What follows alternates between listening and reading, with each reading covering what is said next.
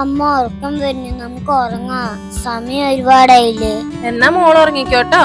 അമ്മയ്ക്ക് അടുക്കളയില് പാത്രം കഴുകാനൊക്കെ കുറച്ച് പണികളുണ്ട്. അത് കഴിഞ്ഞിട്ട് അമ്മ വരാട്ടോ. അതൊക്കെ രാവിലെ ചെയ്യാമേ. രാവിലെ അത് കഴുകാനൊന്നും സമയം ഉണ്ടാവില്ല മോളെ. അമ്മയ്ക്ക് നേരത്തെ പണിക്ക് പോണ്ടതല്ലേ. എന്നാ ഞാനിപ്പോ ഉറങ്ങാനല്ല, അമ്മ പണിയുമ്പോഴേ ഞാനും അവിടെ ഒപ്പിരിക്ക. ആഹാ, ഇങ്ങനെ ഉറക്കം വരുന്ന ആളാണ് എന്റെ ഒപ്പം വന്നിരിക്കാൻ പോണേ. അയ്യേ, എനിക്കൊന്നും ഉറക്കം വരില്ല. ഞാൻ അമ്മന്റെ കൂടെ ഓരോരോ കഥ പറഞ്ഞിട്ടിരിക്കാം. എന്നാ വാ, നമുക്ക് ഒരുമിച്ച് പാത്രം കഴുകാനേ. പക്ഷെ ഉറക്കം വന്നാ പറയണട്ടോ. എന്നാ വാ. ഇത് ഞാൻ എടുക്കാമ, അമ്മ ബാക്കിയുള്ള കഴുകാനുള്ള പാത്രങ്ങളൊക്കെ എടുത്തോട്ടോ. നമുക്ക് ഒരുമിച്ച് കഥ പറഞ്ഞിട്ട് പണിയാ. നീനാ അപ്പൊ പാത്രം കഴുകാനൊന്നും കൂടണ്ട, അമ്മ കഥ പറഞ്ഞുതരാം. മോൾ അത് കേട്ടിട്ട് ഇരുന്നാ മതി കേട്ടോ. ഞാൻ അവിടെ ഇരിക്ക.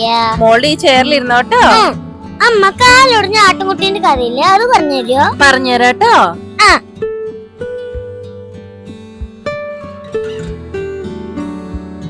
അങ്ങനെ നമ്മുടെ പാത്രം കഴുകലും കഴിഞ്ഞു, കഥ പറയലും കഴിഞ്ഞു. ഇനി നമുക്ക് ഉറങ്ങാൻ പോവാ. നടക്ക്. ഇത്രയും നേരം ഉറക്കം തോന്നി കഥയും കേട്ടിട്ട് ഇരിക്കുക. ഗുഡ് നൈറ്റ് നീനാപ്പൂ. ഗുഡ് നൈറ്റ് അമ്മ.